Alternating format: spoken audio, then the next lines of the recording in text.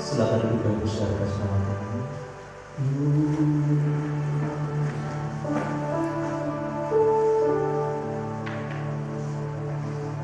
Bapak terima kasih Tuhan.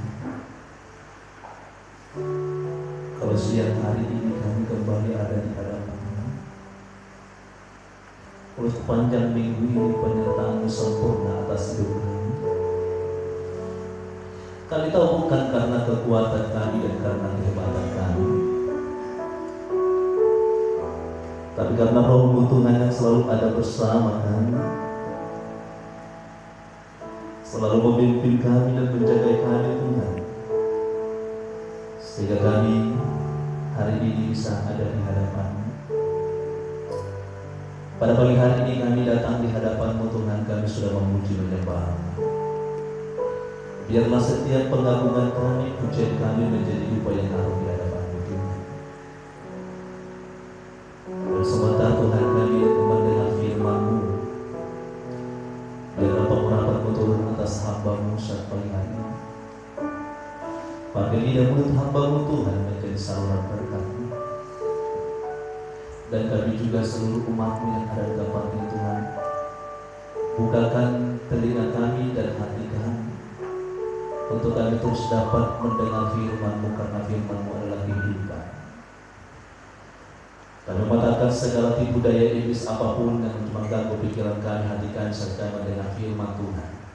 Kami sepakat saat ini kami hancurkan kuasanya hanya di dalam nama Tuhan Yesus.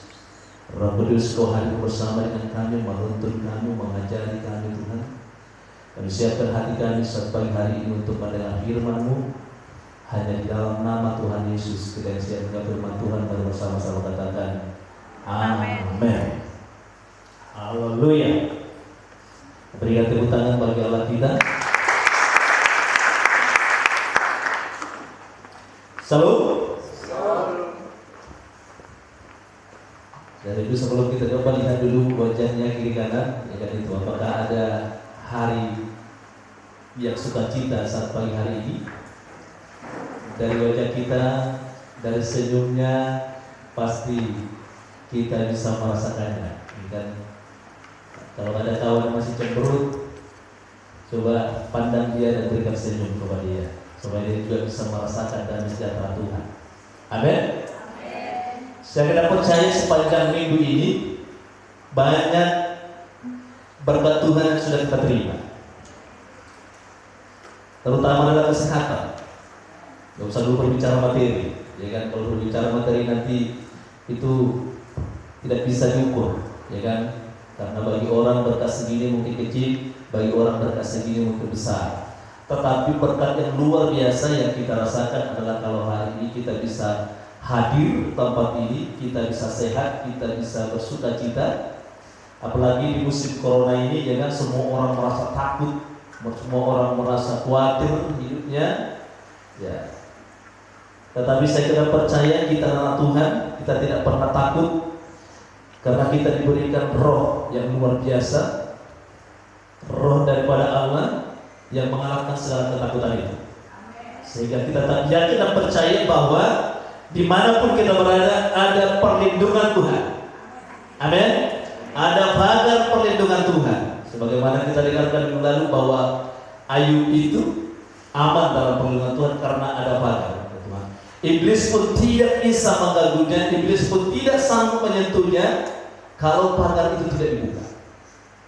Dan itu yang perlu kita yakinkan hari-hari ini sebagai anak Tuhan.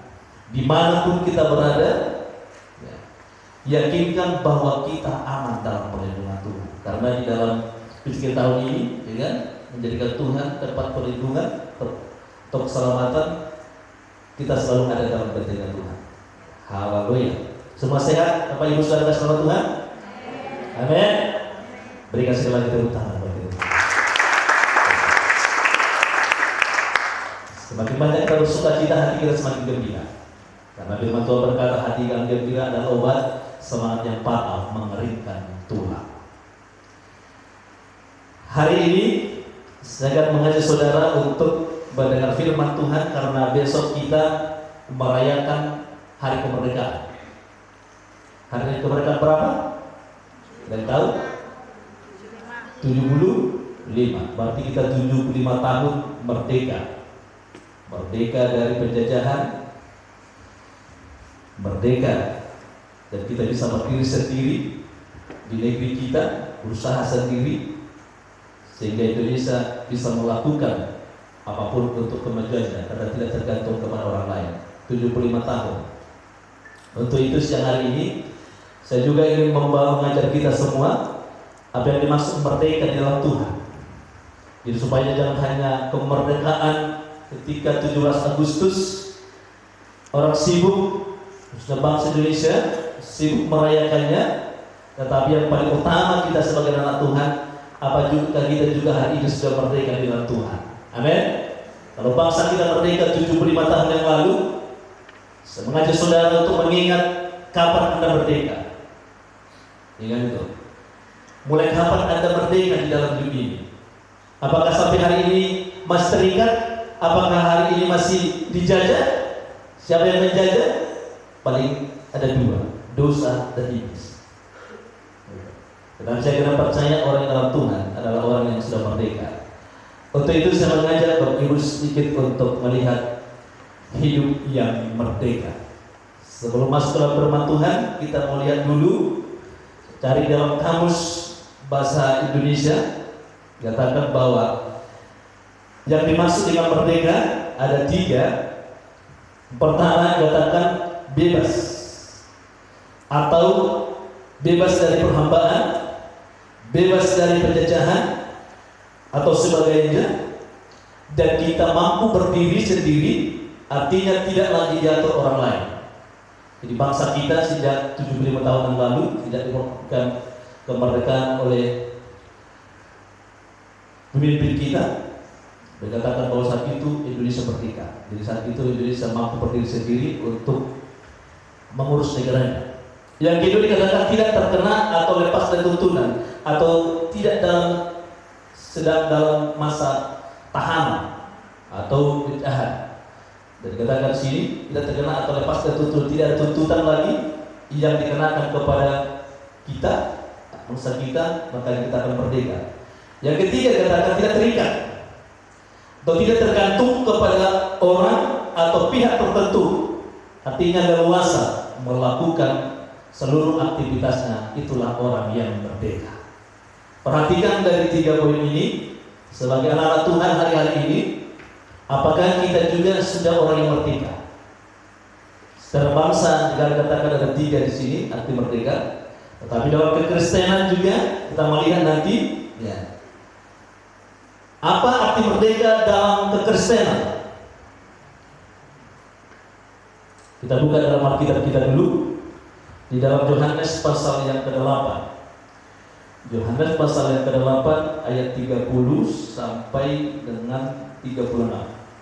Mari buka Alkitabnya supaya kita lihat di dalam kehidupan kita dalam kekristenan bagaimana kita merdeka di dalam Tuhan. Kalau sudah dapat semua, kita akan baca berganti-gantian. Saya 30, nanti Bapak Ibu 31 sampai 36. Demikian firman Tuhan. Judulnya kebenaran yang memerdekakan. Setelah Yesus mengatakan semuanya, itu banyak orang percaya kepadanya.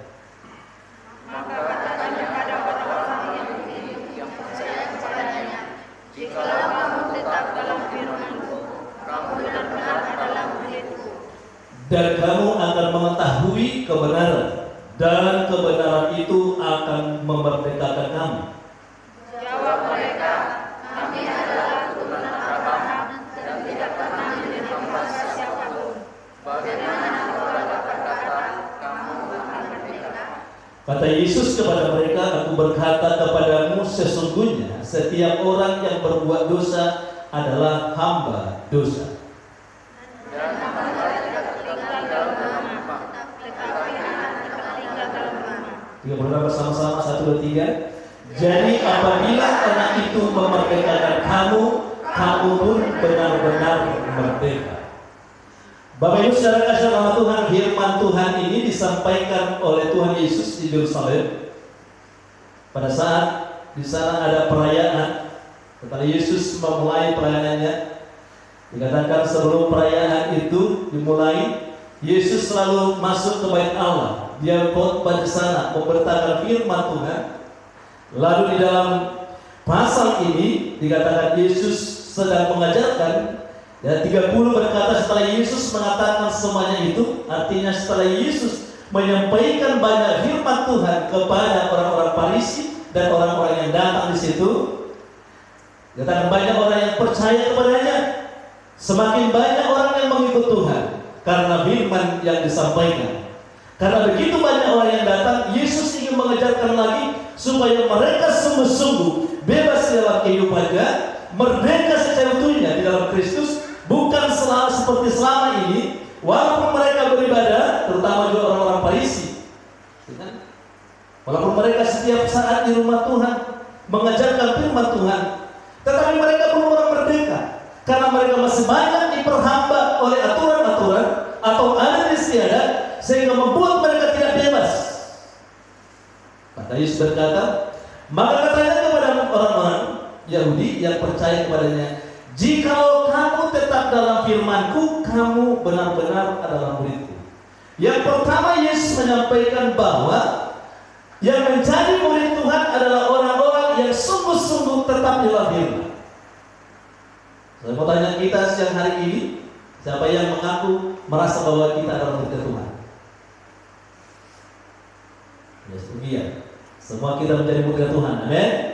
Betul dikatakan bahwa yang menjadi firman, menjadi murid Tuhan adalah orang yang tetap di dalam firman itu. Dan ayat 30-nya dia berkata lagi, dan kamu akan mengetahui kebenaran, karena firman itulah yang membuat kita mengerti akan kebenaran. Karena dia katakan bahwa firman itu adalah kebenaran. Setiap kita mulai belajar firman Tuhan, mengetahui firman Tuhan, di sana firman itu mulai mengajar kita untuk benar, hidup benar. Maka dikatakan di sini, dan kamu akan mengetahui kebenaran, dan kebenaran itu akan memerdekakan kamu. Secara rohani dikatakan bahwa kebenaran firman Tuhanlah yang bisa memerdekakan kita, yang bisa membebaskan kita, yang bisa melepaskan kita dari perhambaan, atau yang bisa melepaskan kita dari hukuman. Jadi kalau kita melihat dari arti merdeka tadi, bebas dari perhambaan atau penjajahan. Jadi kita juga sebagai anak-anak Tuhan yang bisa membuat kita merdeka hidup kita, kalau kita mengerti tentang firman Tuhan, bahwa firman Tuhan itu ada dalam kehidupan kita. Makanya di dalam Ulangan katakan bahwa firman itu akan ditaruhkan di dahi kita, di dalam pikiran kita dan telinga kita, supaya ketika kita memikirkan firman dan kehidupan kita, praktek firman itu akan kita kerjakan sendiri, sehingga pikiran kita dan kehidupan kita menjadi sama.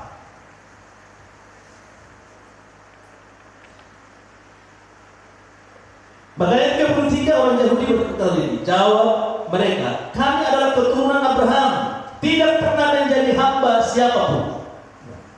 Jadi orang Yahudi pada saat datang mulai kecewa. Kenapa kamu mengatakan kami merdeka? Kami tidak pernah menjadi hamba siapapun. Karena katakan tadi, arti merdeka adalah salah satu bebas dari perhambaan. Jadi orang Yahudi mulai marah karena katakan hanya firman yang bisa memerdekakan kamu. Lalu mereka protes. Kami tidak pernah menjadi hamba siapa karena kami adalah Tuhan sendiri. Mereka tidak pernah menjadi budak orang Israel itu. Makanya mereka protes katakan kami tidak pernah menjadi hamba siapapun.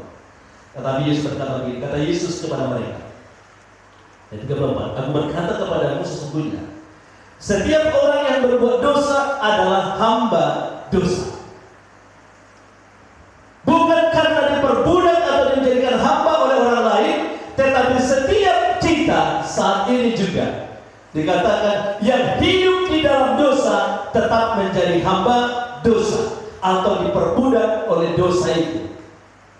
Lalu dikatakan, dan hamba tidak tinggal di dalam rumah, tetapi anak tetap tinggal dalam rumah. Jadi ayat 36, jadi apabila anak itu memerdekakan kamu, kamu pun benar-benar merdeka. Amin. Jadi kita hari ini sebagai anak Tuhan, yang pertama bahwa secara bangsa dan negara kita sudah merdeka 75 tahun yang lalu. Tetapi dalam Kristus kita juga harus merdeka. Kapan kita merdeka? Dikatakan sejak kita menerima Yesus sebagai Tuhan dan Juru Selamat kita, saat itulah kita sungguh-sungguh merdeka di dalam Tuhan.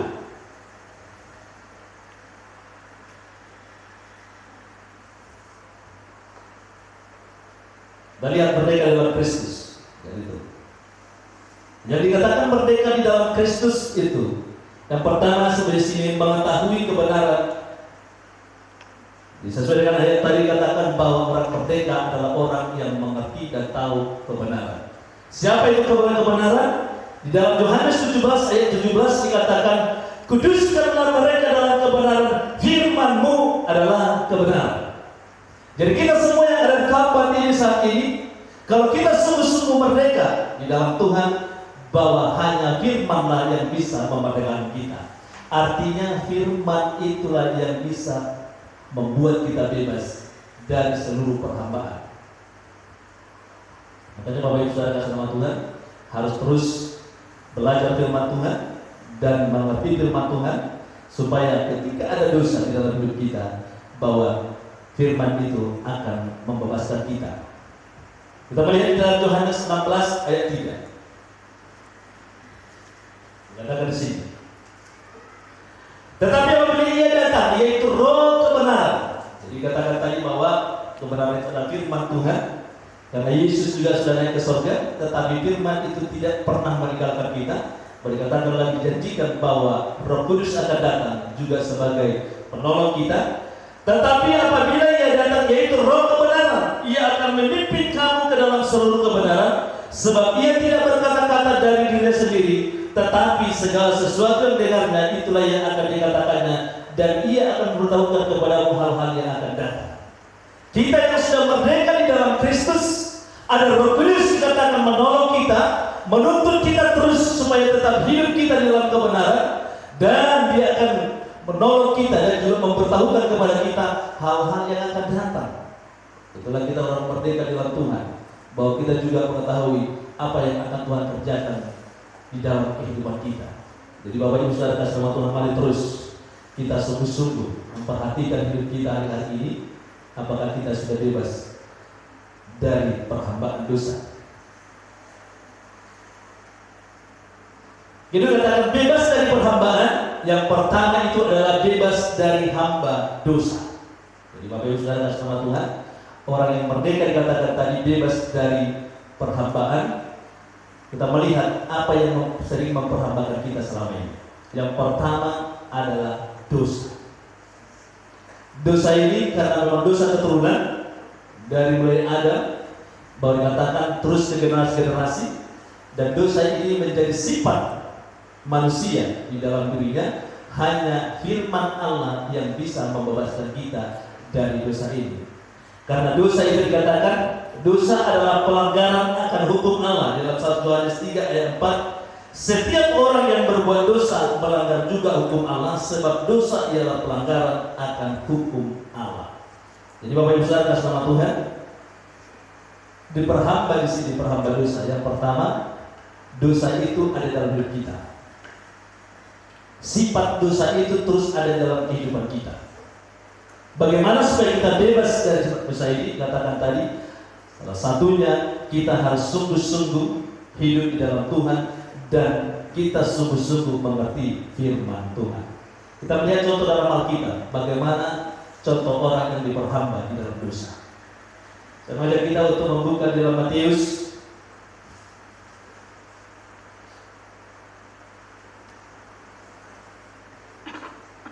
Matius 8 ayat 1 sampai 11. Kita melihat satu firman Tuhan tentang cerita orang yang diperhamba dosa. Karena kadang kita walaupun dalam hidup dalam Tuhan, kita mengatakan kita merdeka, belum tentu. Kita perhatikan dulu. Memang merdeka kalau kita menerima Yesus, tapi sifat dosa ini terkadang masih ada di dalam kehidupan kita. Matius 8 ayat pertama sampai 11. Saya bacakan firman Tuhan demikian. Ini cerita tentang orang berzina. Siapa yang bisa melepaskan dia, siapa yang bisa membuat dia merdeka, hanyalah firman, yaitu Yesus sendiri. Lalu mereka pulang masing-masing ke rumahnya, tetapi Yesus pergi ke Bukit Zaitun. Pagi-pagi benar ia berada lagi di bait Allah, dan seluruh rakyat datang kepadanya. Ia duduk dan mengajar mereka. Maka ahli-ahli Taurat dan orang-orang Farisi membawa kepadanya seorang perempuan yang kedapatan berbuat zina. Ini adalah dosa. Jadi seorang perempuan yang selalu berzina. Ingat? Lepas Yohanes, Yohanes 8, sorry, Yohanes 8 saya tulis. Yohanes pasal 8. Yohanes 8 ayat 1 sampai 11. Dapat? Saya baca sekali lagi.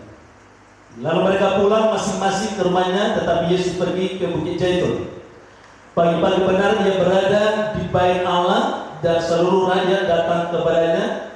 Ia duduk dan mengajar mereka. Maka ahli-ahli Taurat dan orang-orang Farisi membawa kepadanya seorang perempuan yang kedapatan berbuat zina. Mereka menempatkan perempuan itu di tengah-tengah. Di situ dulu. Bapak Ibu Saudara kasih Tuhan, yang saya katakan tadi, dosa adalah sifat dosa. Terkadang tanpa kita sadari dalam kehidupan kita, walaupun kita mengatakan sebagai anak Tuhan, tetapi kadang sifat dosa itu masih selalu ada dalam hidup kita. Jadi katakan seorang perempuan setiap hari dia melakukan yang salah, setiap hari dia melakukan dosa. Khususnya dikatakan ini dosa zina. Kita tahu Bapak Ibu Saudara kasih Tuhan, walaupun anak-anak Tuhan sering kita masih terikat dalam dosa. Mungkin orang lain tidak tahu, hamba Tuhan tidak tahu, tetapi terkadang kita masih ada dosa di dalam diri kita yang masih sering kita lakukan, yang membuat kita menjadi hamba dosa itu, sehingga kita tidak sungguh-sungguh merdeka. Jadi perempuan ini dikatakan setiap hari mungkin dia melakukan itu, berbuat zina, tanpa disadari bahwa dia sudah terikat dengan dosa itu. Mungkin juga ada di antara kita yang suka ke dukun, tanpa kita sadari bahwa kita juga menjadi hamba di situ. Bukan hanya itu lagi, mungkin ada orang suka mencuri, mungkin masih rajin ibadah, rajin ke gereja, tapi sifat ini belum bisa dilepaskan. Jadi dia melihat barang orang tidak tahan, pergi kemana tahan. Jadi Kalau Pentakosta di kampung-kampung, dan dulu kalau selalu beribadah di kampung, masuk ke gereja Pentakosta, lucu. Karena ada kesaksian. Jadi boleh kalau bersaksi. Jadi kita sekarang di zaman di kota-kota ini, kenapa kita tidak larang kesaksian? Karena kesaksian tidak membangun. Tetapi kalau ada kesaksian yang sungguh-sungguh membangun, banyak kesaksian itu yang bisa menggerakkan kita bagaimana kuasa Tuhan. Jadi adalah ibu-ibu. Kalau waktunya ibu semangat, kadang menangis dia. Tapi maju kepada kesaksian, saudara-saudara dikasih dalam Tuhan. Saya mau bersaksi. Kalau misalnya pasal-pasal, kalau dengan pasal-pasal, tidak betul juga kan? Kita terjemahkanlah bahasa Indonesia. Mendengar itu saya gini waktu itu. Saudara-saudara dikasih dalam Tuhan itu dukung saya dalam doa. Setiap saya mau pergi ke ladang, kalau saya lewat ke melihat tanaman yang ada sepanjang jalan itu, saya tidak kuat. Ya. Kalau saya lihat timun orang, lalu saya ambil. Setelah itu saya sadar, oh Tuhan ampuni aku. Besoknya lagi saya lihat cari orang, saya ambil. Gitu. Lalu saya sadar, oh Tuhan ampuni aku. Saudara-saudara kita selama Tuhan, tolong bantu aku dalam doa supaya sifat ini tidak lagi ada. Saudara, apapun bagaimanapun kita berdoa kepada Dia, kalau sifat itu ada, hanya firman yang bisa melepaskan dia. Amin. Hanya Yesus. Jadi terkadang memang di dalam kehidupan kita, walaupun rajin beribadah, belum tentu kita sungguh-sungguh merdeka dalam Tuhan. Masih ada dosa yang sering memperhambat kita, masih ada dosa yang membuat kita tidak bisa berdiri sendiri. Dosa itu mengikat kita. Ini sudah rajin beribadah setiap minggu, tetapi setiap dia mau ke ladangnya, nampak jadi orang, diambil. Nampak cari orang, diambil. Tapi setelah itu hari Minggu saksikan, tolong saudara-saudaraku, sambil nangis pula itu, air matanya keluar. Cukup aku dalam doa supaya aku kuat. Masa yang depan lagi, itu juga dia bersaksi. Banyak lagi orang yang lain. Jadi terkadang Bapak Ibu Saudara sama Tuhan, ada dosa yang sering membuat kita menjadi hambanya. Hari-hari ini, di zaman modern ini, tanpa kita sadari, ada yang memperhambat kita hari-hari. Betul apa? Handphone. Saudara tanpa sadar, handphone ini bisa menjadi hamba kita. Saya perkara menyadari. Ada Bapak Ibu Saudara kasih nama Tuhan bangun pagi bukan berdoa. Lalu lihat chat dulu. Lihat dulu. Dua rakaat. Kenapa? Sekarang ini sudah menjadi hamba bagi kita. Jadi kita juga perlu berbeda. Bagaimana caranya supaya kita berbeda? Dikatakan di sini setelah perempuan ini dibawa, lalu berkatalah Yesus, Rabi, perempuan ini tertangkap basah ketika ia sedang berbuat zina. Musa dalam hukum Taurat memerintahkan kita untuk melempari perempuan-perempuan demikian. Apakah pendapatmu tentang hal itu? Jadi di dalam hukum Taurat, kalau terdapat orang berdosa harus dilempar, dirancang dengan batu sampai mati. Dalam syukur Yesus tidak datang, katakan itu. Mereka yang ketujuh, dan ketika mereka terus-menerus bertanya kepadanya, ia pun bangkit berdiri lalu berkata kepada mereka, barang siapa di antara kamu tidak berdosa, hendaklah ia pertama melempar batu kepada perempuan itu. Lalu ia membungkuk pula dan menulis di tanah. Tetapi setelah mereka mendengar perkataan itu, pergilah mereka seorang demi seorang, mulai dari yang tertua. Akhirnya tinggallah Yesus seorang diri dengan perempuan itu yang tetap di tempatnya. Lalu Yesus bangkit berdiri dan berkata kepada, hai perempuan, di manakah mereka? Tidak adakah seorang yang menghukum engkau? Jawabnya, tidak ada Tuhan. Lalu kata Yesus, aku pun tidak menghukum engkau. Pergilah dan jangan berbuat dosa lagi mulai dari sekarang. Perempuan ini merdeka sesudah dia bertemu dengan Yesus. Karena Yesus pun tidak menghukum dia, tapi Yesus memberitakan firman kepadanya. Karena hanya firman yang membuat dia bebas. Dikatakan, mulai hari ini pergilah dan jangan berbuat dosa lagi. Dan mulai saat itu, perempuan itu menjadi perempuan yang merdeka. Dia tidak lagi melakukan perzinahan, dia tidak lagi melakukan hal yang tidak benar, tetapi yang bertemu dengan Tuhan, dia sungguh-sungguh merdeka di dalam Tuhan. Amin. Ini yang perlu kita perhatikan hari-hari ini. Terkadang ada Tuhan hari-hari ini, hamba-hamba Tuhan mengatakan kita sudah merdeka, tetapi terkadang kita masih diperhamba berdosa. Artinya kita tidak merdeka, sama dengan orang-orang Farisi. Ahli Taurat, ketika Yesus datang mengancam mereka, menganggap mereka adalah orang-orang yang tidak tobat. Mereka marah karena mereka menganggap bahwa mereka anti Taurat. Ternyata mereka juga adalah hamba daripada dosa. Yesus datang ke dalam dunia ini untuk membasuh kita. Makanya dikatakan tadi, kebenaran itulah yang bisa memerdekakan kita. Amin. Untuk itu perhatikan hari-hari ini Bapak Ibu Saudara kasih Tuhan. Masih gak ada sifat dosa itu terus ada dalam hidup kita, walaupun kita sudah mengatakan kita anak Tuhan. Jadi mari mulai bertobat. Amin. Datang kepada Tuhan sungguh-sungguh.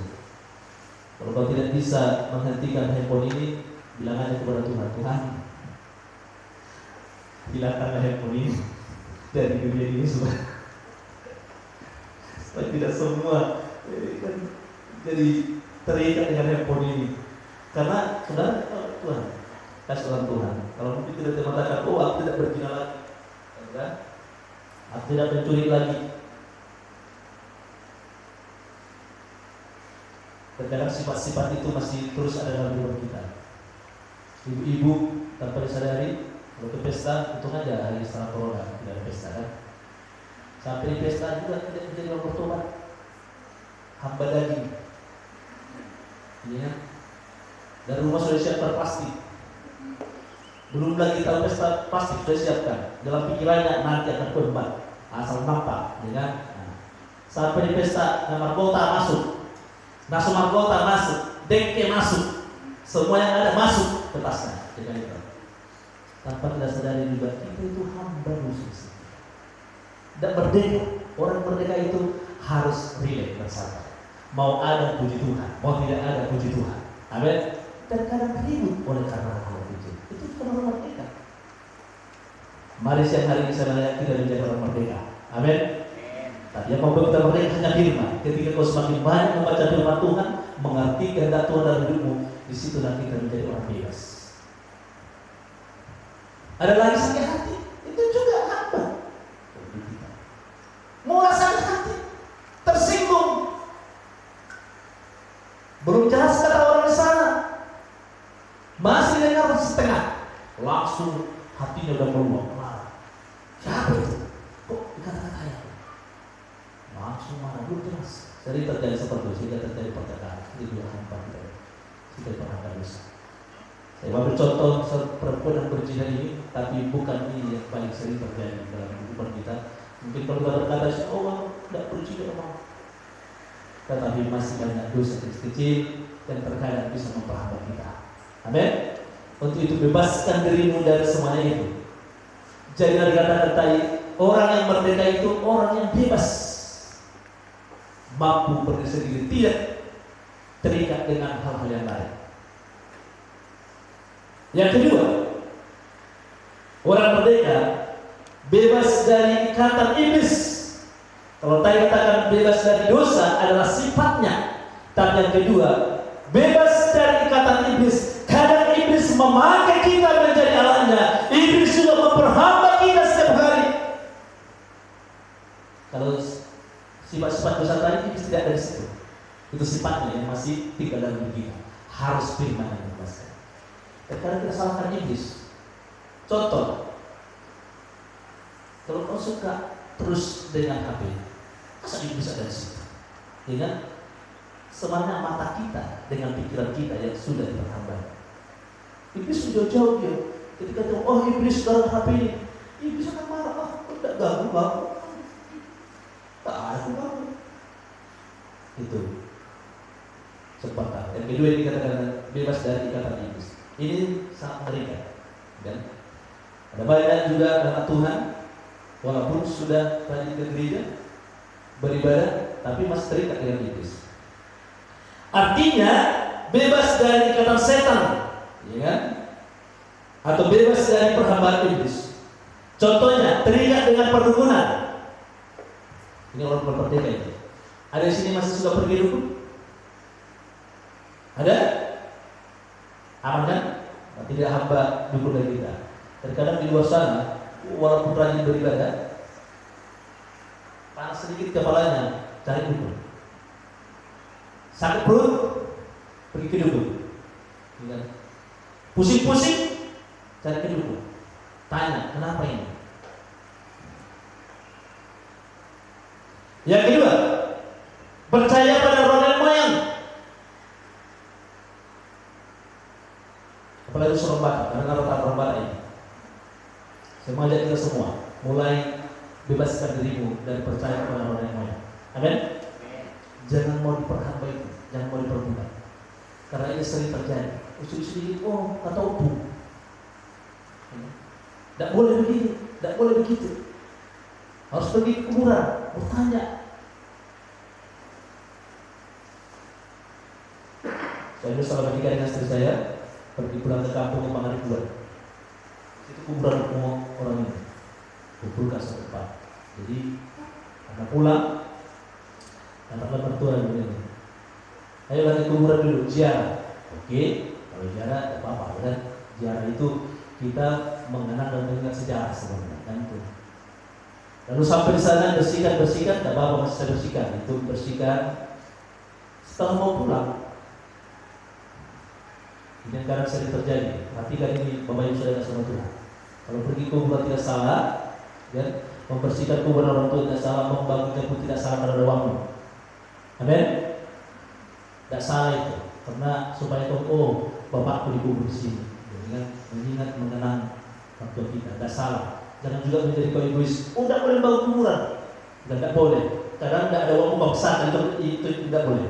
Kalau ada waktu bangun masih, tapi sederhana. Tidak usah jadi rumahmu gubuk, tapi juga bangun kuburan upungmu seperti hotel. Itu yang berdosa, itu salah. Tetapi kalau sekedar hanya supaya tandanya ada, anak Kristen, anak Tuhan tidak salah.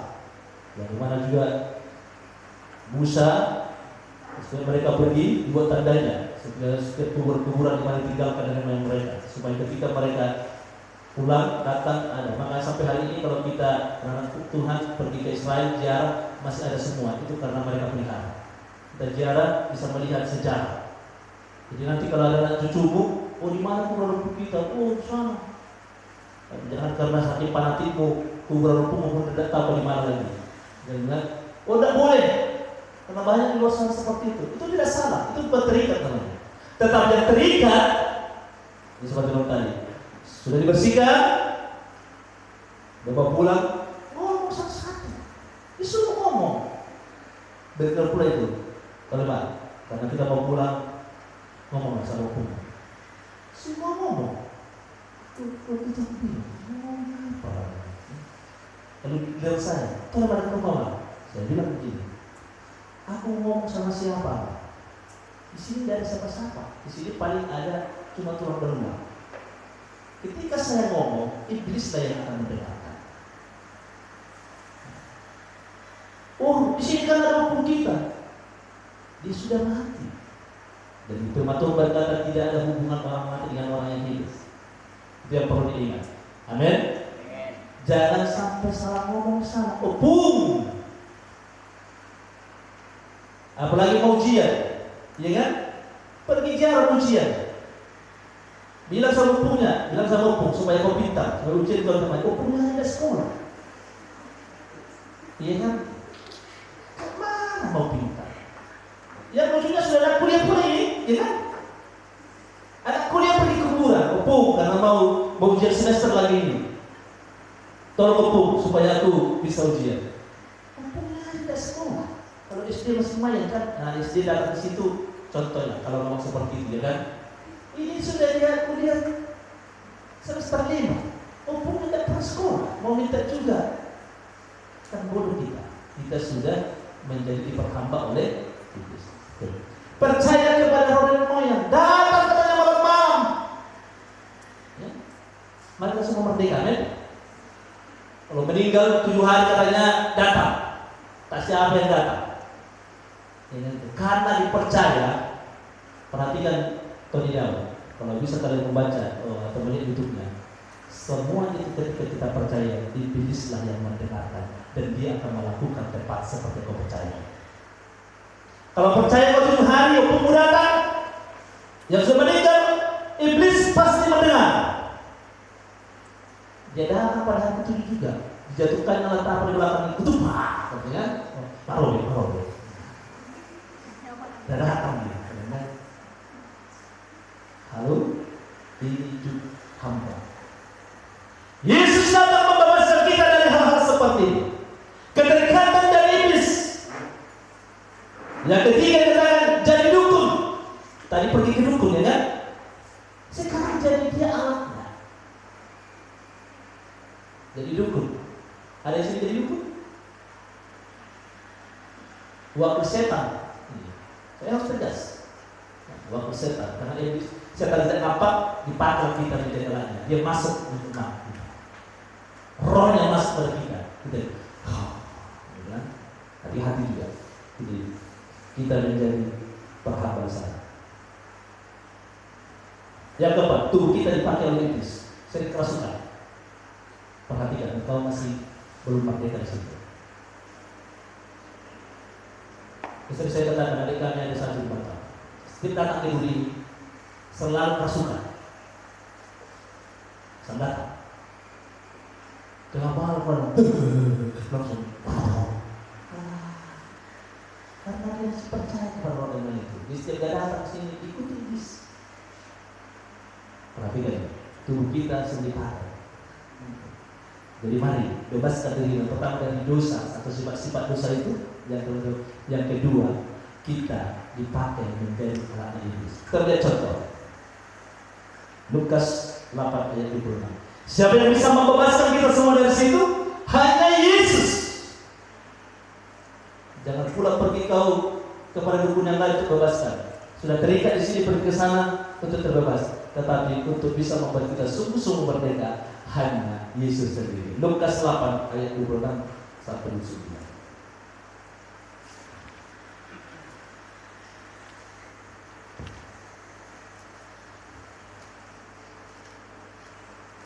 Ini panjang ceritanya. Saya memberikan contohnya.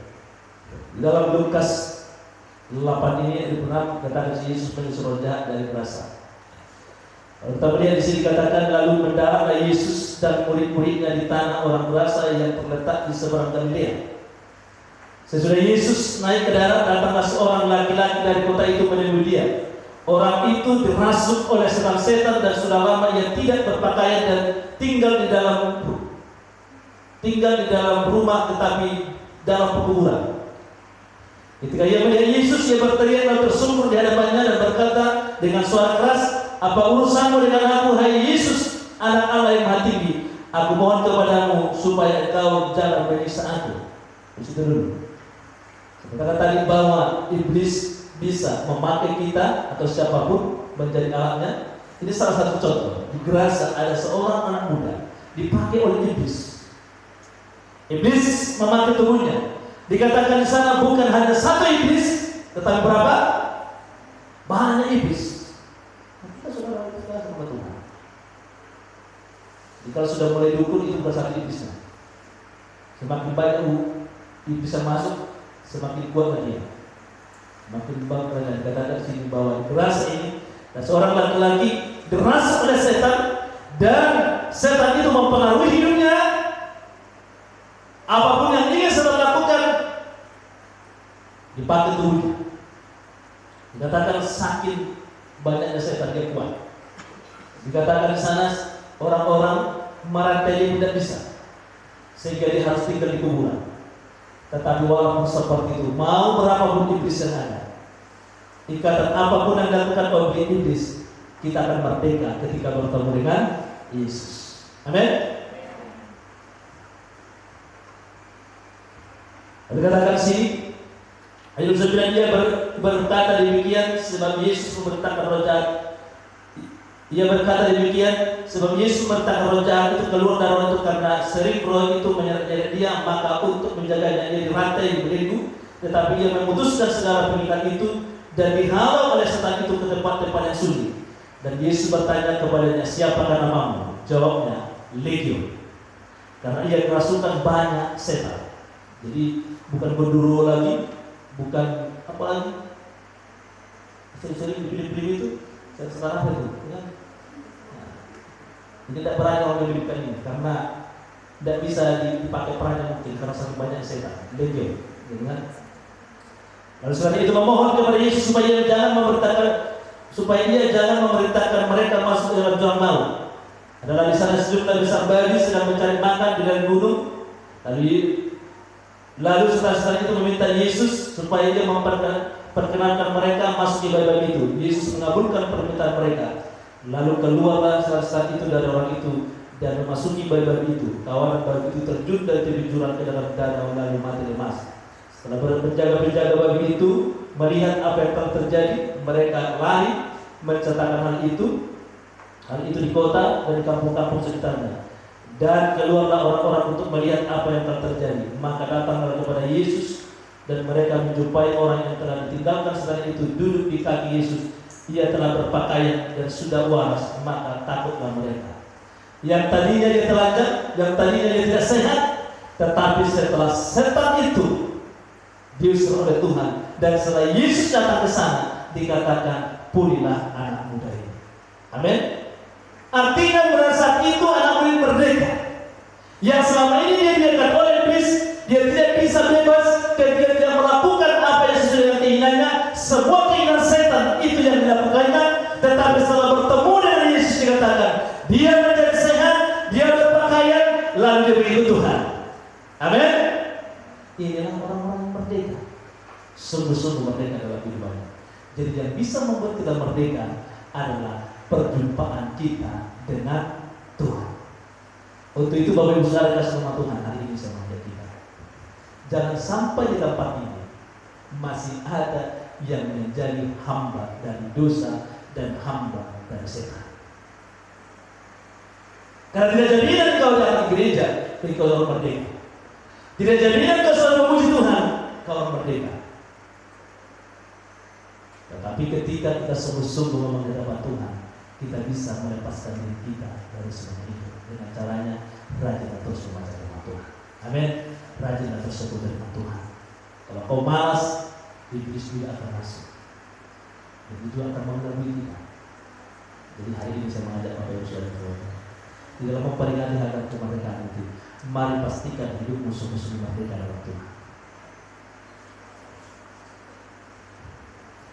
Jadi merdeka yang sesungguhnya dalam Kristus adalah ketika kita tidak lagi hamba dosa, tetapi menjadi hamba Allah. Amin. Merdeka yang sesungguhnya dalam Kristus adalah ketika kita tidak lagi menjadi hamba dosa atau iblis, tetapi menjadi hamba Allah. Dalam Roma 6 ayat 22 dikatakan di sana. Tetapi sekarang setelah kamu dimerdekakan dari dosa dan setelah kamu menjadi hamba Allah, kamu beroleh buah yang membawa kamu kepada pengudusan, dan sebagai urusannya ialah hidup yang kekal. Sesudah kita bebas dari hamba dosa dan iblis, kita harus menjadi hamba Allah. Ketika kita menjadi hamba Allah, kita akan hidup dan kita akan memperoleh hidup yang kekal itu. Dan selanjutnya dikatakan di sini di dalam Galatia 5 ayat 3 sampai 14. Saudara-saudara, memang kamu telah dipanggil untuk merdeka. Jadi semua kita dipanggil untuk merdeka. Amin. Yesus datang 2000 tahun yang lalu dalam dunia ini supaya setiap kita sungguh-sungguh merdeka semua. Jangan ada lagi yang menjadi hamba dosa itu. Dan di sini, saudara-saudara, memang kamu telah dipanggil untuk merdeka, tetapi janganlah kamu mempergunakan kemerdekaan itu sebagai kesempatan untuk kehidupan dalam dosa. Melainkan layanilah seorang yang akan lain oleh kasih, sebab seluruh hukum Taurat tercakup dalam satu firman ini, yaitu kasihilah sama manusia seperti dirimu sendiri. Orang yang sudah merdeka dikatakan tadi adalah sudah menjadi hamba Allah. Yang sudah menjadi hamba Allah harus memiliki kasih di dalam kehidupan. Amin. Sehingga bisa melayani satu dengan yang lain. Ini yang merdeka. Jadi yang nampak dalam kehidupan kita bahwa kita sudah merdeka adalah kita memiliki kasih, suka melayani, suka mengasihi, satu dengan lain. Kenapa? Karena kita peduli dengan orang yang berdosa. Karena kita sudah bebas dari situ. Kalau kita masih terikat dengan dosa, kita tidak bisa juga membebaskan orang lain. Karena belum ada kasih dalam kehidupan kita. Hanya kita yang sudah merdeka dan bebas dari dosa itu. Ketika kita melihat orang berdosa, kita tidak mau orang juga hidup dalam dosa. Sehingga kita akan datang untuk melayaninya. Sehingga kita datang untuk membebaskan dia. Amin. Makanya Bapak Ibu Saudara, kalau ada saudaramu, teman-temanmu yang masih hidup dalam dosa, datanglah ke sana, layanilah dia. Berikan kasih dan beritakan firman Tuhan kepadanya.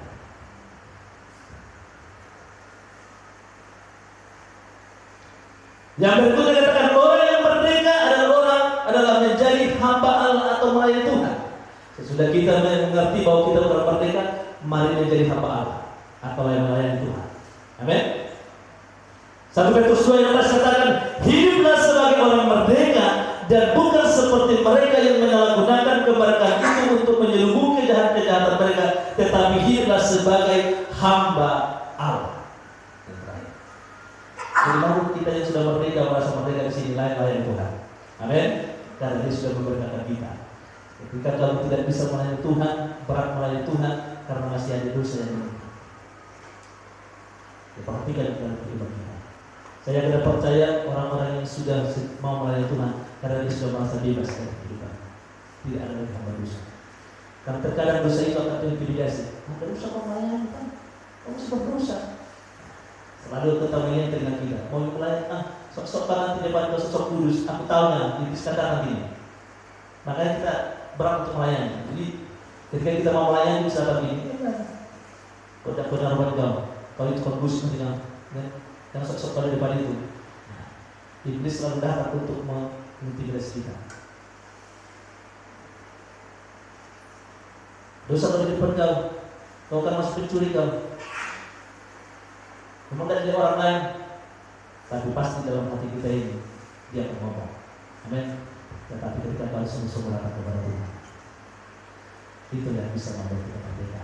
Jadi orang yang merdeka dari tadi bebas dari hamba dosa, bebas dari kata iblis. Orang yang merdeka harus memiliki kasih daripada Tuhan dan mau melayani orang-orang yang lain yang terikat. Orang yang merdeka, orang yang mau juga melayani Tuhan. Untuk itu, mari siang hari ini, kalau kau merasa orang yang merdeka, datanglah kepada Tuhan sungguh-sungguh. Bukan kalau 17 Agustus kau sekali, seperti orang sudah merdeka sekali di bangsa ini, tetapi secara pribadi kau mesti terikat. Untuk itu, yang mesti terikat juga hari ini datanglah kepada Tuhan. Yang mesti terikat dengan dosa-dosa yang tidak bisa dilakukan orang lain, anak muda juga, ya? Yang terikat dengan mabuk-mabukan, yang terikat dengan rokok, narkoba, narkotik, yang terikat dengan perkebunan, masih banyak ini. Hal-hal yang lain juga. Semua yang merasa terikat siang hari ini. Besok hari kemerdekaan 17 Agustus bukan hanya memerdekakan kemerdekaan bangsa negara kita, mari proklamirkan juga kemerdekaan negara Tuhan. Amin. Katakan siang hari ini, aku orang yang merdeka. Tapi harus kau lepaskan siang hari ini. Semua ikatan itu lepaskan supaya besok juga ketika kita merayakan kemerdekaan, kau juga berkata, aku merdeka. Gitu kan? Jangan proklamasi merdeka, tetapi hidup kita terikat dengan dosa. Tapi mari siang hari ini bebaskan seluruhnya. Apapun itu yang mengikatmu. Kalau rokok yang masih mengikatmu, bebaskan itu. Kalau minum-minuman yang mengikatmu, bebaskan itu. Perzinahan yang mengikatmu, bebaskan itu. Perdukunan yang mengikatmu, bebaskan itu. Sakit hati yang mengikatmu, bebaskan itu semua. Ketika memproklamasikan kemerdekaan, kau juga memproklamasikan kemerdekaan hidup di hadapan Tuhan. Karena katakan tadi, kebenaran itulah yang bisa memerdekakan kita. Marilah kita hidup sama-sama. Haleluya.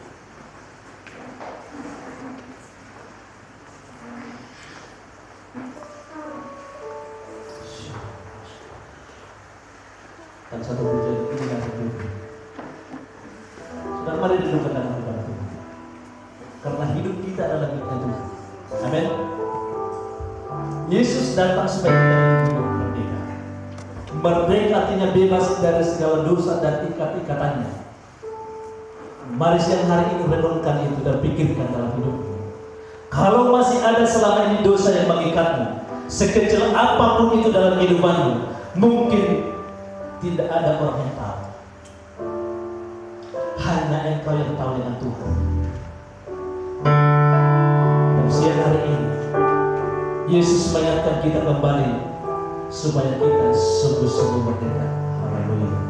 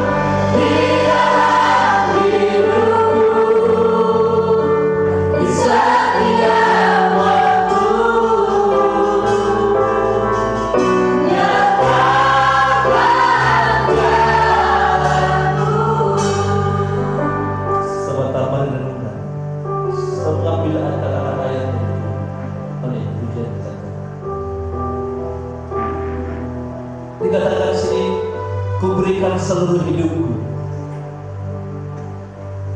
Hari ini saya mengajak kita jangan hanya di gereja ini berkata kuberikan seluruh hidupku kepada Tuhan. Kuberikan hatiku dan jiwaku.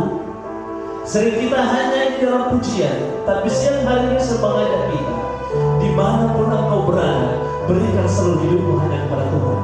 Jangan di luar gereja kau menjadi hamba dosa, tapi di gereja katakanlah hidupku Tuhan, semuanya bagimu. Di dalam hidupku di setiap waktu nyatakan jalanmu. Mari renungkan sungguh-sungguh, supaya sungguh-sungguh kita orang merdeka sampai menunggu Tuhan datang. Ku berikan hatiku dan jiwaku, semuanya bagimu.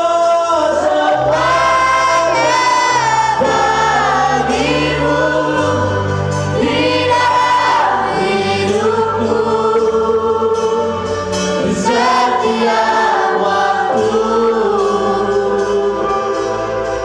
nyatakan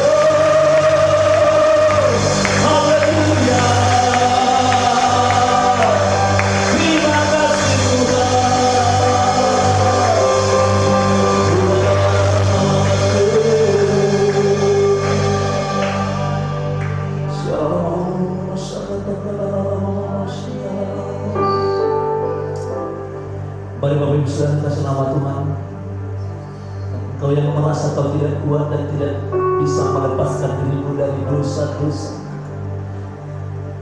Kau sudah berdoa dan kau sudah berusaha untuk melepaskan hidupmu dari dosa itu, namun kau tidak kuat dan dosa itu selalu terus mengganggu pikiranmu.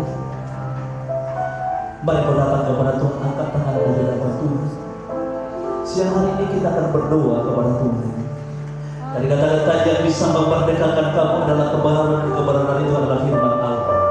Kita sudah melihat dua kisah tadi bahwa seorang berzina, seorang perempuan, ketika dia bertemu dengan Yesus, Yesus memberikan firman kepadanya dan dia bebas dari dosa zina. Seorang yang sedang berasal setan juga ketika bertemu dengan Yesus, dia dibebaskan. Hari ini mungkin banyak dosa yang mengikat hidupmu. Kau sudah berusaha dengan kekuatanmu, kau tidak bisa melepaskan. Hanya Tuhan yang bisa melepaskan. Bapa, dalam nama Tuhan Yesus, siang hari ini kami datang di hadapan-Mu, kami sudah mendengar firman-Mu. Orang yang merdeka adalah orang yang sudah menerima Kristus dalam kehidupannya, dan firman itulah yang bisa memerdekakan kami. Hari ini aku berdoa Tuhan kepada umat-Mu di tempat ini, kalau ada yang masih terikat dengan segala dosa-dosa, bahkan terikat dengan ikatan-ikatan iblis, hari ini aku berdoa dan aku lepaskan mereka di dalam nama Tuhan Yesus. Segala kutuk dosa lepaskan dalam nama Tuhan Yesus. Dosa pernikahan juga dilepaskan dalam nama Tuhan Yesus. Dosa perdukunan dilepaskan dalam nama Tuhan Yesus. Bahkan dosa-dosa yang lain juga Tuhan yang mengikat mereka, baik salah sakit hati, kebencian juga kami lepaskan di dalam nama Tuhan Yesus. Hari ini Roh Kudus hadir di tengah-tengah hidup kami Tuhan, yang menolong kami, yang memberikan kebenaran supaya kami hidup dalam kebenaran itu. Tolong kami semua Bapa kami yang baik. Terima kasih Bapa yang baik siang hari ini. Kalau kami sudah mendengar firman-Mu, selama kami adalah orang-orang merdeka di dalam Tuhan. Berkati kami semua yang sudah mendengar firman Tuhan siang hari ini, dan kalau Tuhan sudah membebaskan kami semua siang hari ini. Terpujilah nama-Mu Tuhan. Biarlah seluruh hidup kami sebagai penghormat kemuliaan bagi nama-Mu. Terima kasih Bapa. Terpujilah Kau Tuhan siang hari ini. Hanya di dalam nama Tuhan Yesus ucap syukur di hadapan-Mu. Haleluya.